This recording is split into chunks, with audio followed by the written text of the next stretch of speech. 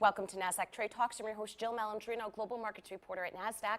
Joining us at the market site in Times Square, New York City, we have Bjorn Sibbern. He's the president of European markets over at Nasdaq. We're going to take a look at Nasdaq's sustainable bond network, improving transparency in ESG bonds. Bjorn, it's great to have you back with us at market site. Now, ESG, it's a topic that has had a lot of significance in Europe.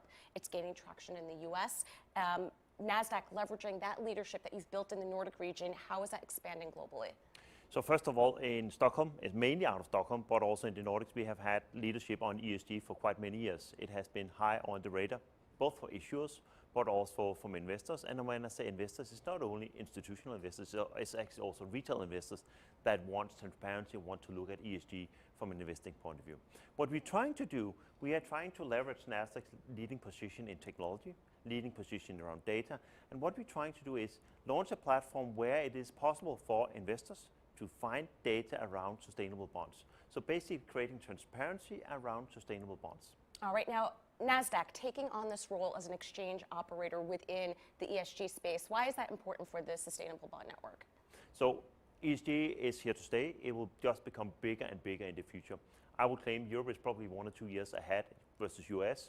There's a big demand for transparency around ESG, around sustainable bonds, investings. So for us, this is natural that we want to take what we have built in the Nordics into US and actually launch it as a global concept, basically to make more transparency for investors around the globe. All right, now, is this just a trend, or do you think it is more sustainable and will be something that we'll be talking about in 10 years? It is for sure sustainable.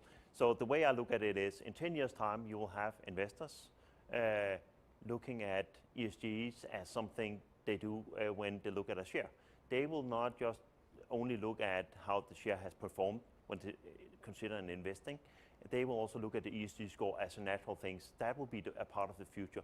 So all companies in 10 years' time need to be aware, need to spend a lot of time reporting on the ESG scores, simply because that's a clear investor demand, both from institutional investors, but also from retail investors. All right, now prior to heading up European markets for Nasdaq, you ran global information services. From a data perspective, how important is it when it comes to reporting on sustainability and ESG?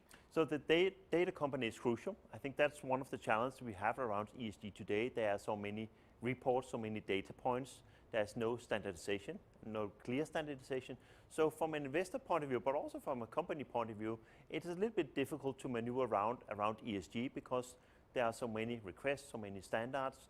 So I think what we need in the future is more standardization around ESG scores, ESG data. That's where I feel Nasdaq plays a very important role.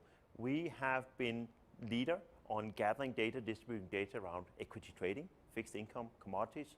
We will try to see if we can find a similar way of trying to standardize ESG data and of course make sure that's something we distribute to investors around the globe. All right, thanks so much for joining me at Market Site.